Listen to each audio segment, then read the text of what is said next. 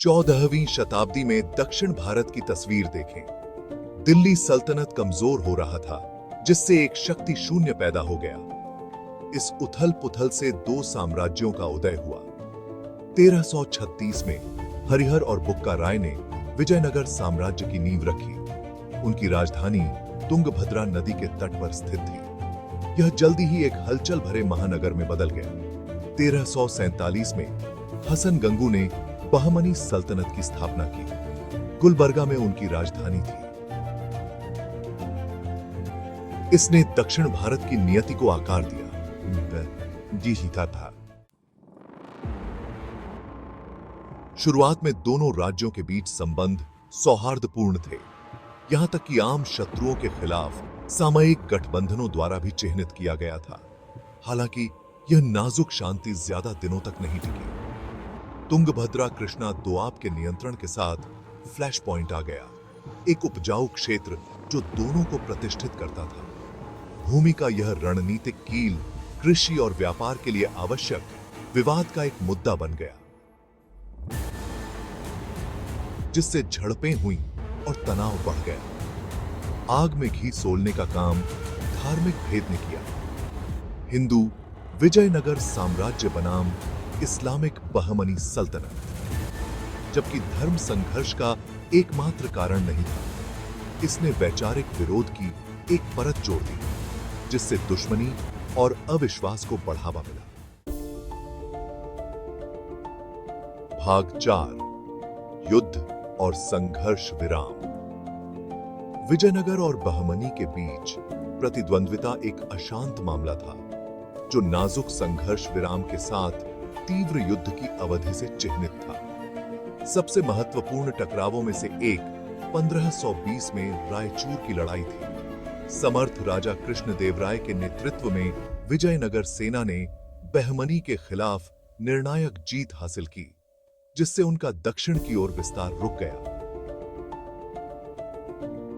हालांकि संघर्ष अभी खत्म नहीं हुआ था। 16वीं शताब्दी के दौरान दोनों तरफ जीत और हार के साथ लड़ाइयां जारी रहीं। किलों को घेर लिया गया, शहरों को बर्खास्त कर दिया गया, और भूमि ने युद्ध की वीरता और क्रूरता को देखा। फिर भी रक्तपात के बीच राहत के क्षण थे। शाही विवाहों, व्यापार समझौतों और राजनयिक दूतों ने अस्थायी रूप से ही सही विभाजन को पाटने का प्रयास किया। प्रतिद्वंद्विता हालांकि भयंकर थी, लेकिन अनिच्छुक सम्मान और व्यावहारिक सहयोग की अवधि से भी विरामित थी।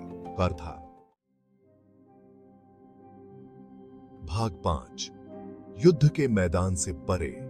युद्ध की निरंतर छाया के बावजूद जीवन चलता रहा। विजयनगर और बहमनी राज्य केवल सैन्य शक्तियां नहीं थीं, वे कला, वास्तुकला और साहित्य के संरक्षक थे। विजयनगर विशेष रूप से अपने शानदार मंदिरों, जटिल नक्काशी वाले स्तंभों और विशाल प्रवेश द्वारों के लिए प्रसिद्ध था। हजारा रामस्वामी मंदिर रामायण के दृश्यों को दर्शाते हुए अपने उत्कृष्ट आधार राहत के साथ विजयनगर के कलात्मक कौशल के प्रमाण के रूप में खड़ा है। बहमनी ने भी इंडो इस्लामिक वास्तुकला में महत्वपूर्ण योगदान दिया। उनकी मस्जिदों, मकबरों और महलों ने फारसी, तुर्की और स्थानीय डेक्कन शैलियों का मिश्रण प्रदर्शित किया। बीजापुर में गोल गुंबज अपने विशाल गुंबद और फुसफुसाते हुए दीर्घाओं के साथ इंजीनियरिंग और सौंदर्य शास्त्र का चमत्कार है। भव्य स्मारकों से परे दोनों राज्यों ने समृद्ध साहित्यिक परंपराओं का पोषण किया।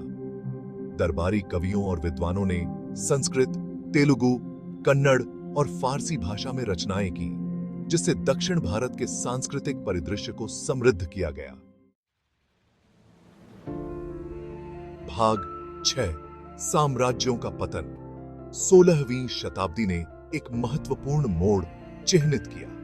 आंतरिक कलह ने बहमनी सल्तनत को कमजोर कर दिया, जिससे 5 छोटे दक्कन सल्तनतों में विघटन हो गया। हालांकि इस विखंडन से इस क्षेत्र में शांति नहीं आई। इसके बजाय इसने दक्कन सल्तनतों को अपने आम दुश्मन विजयनगर के खिलाफ गठबंधन बनाने के लिए प्रोत्साहित किया। 1565 में तालिकोटा के घातक युद्ध में दक्कन सल्तनतों की संयुक्त सेना विजयनगर सेना से भिड़ गई। इस बार जीत दक्कन सल्तनतों की हुई। विजयनगर सेना को रौंद दिया गया और एक समय के शक्तिशाली विजयनगर शहर को बर्खास्त कर दिया गया और खंडहर में छोड़ दिया गया। तालिकोटा के युद्ध ने दक्षिण भारत में एक प्रमुख शक्ति के रूप में विजयनगर साम्राज्य के अंत का प्रतीक किया। हालांकि साम्राज्य कुछ और दशकों तक कायम रहा, लेकिन इसके सुनहरे दिन खत्म हो चुके थे। दक्कन सल्तनत हालांकि विजयी हुई, संघर्ष से कमजोर भी हुई। भाग 7। स्थायी विरासतें।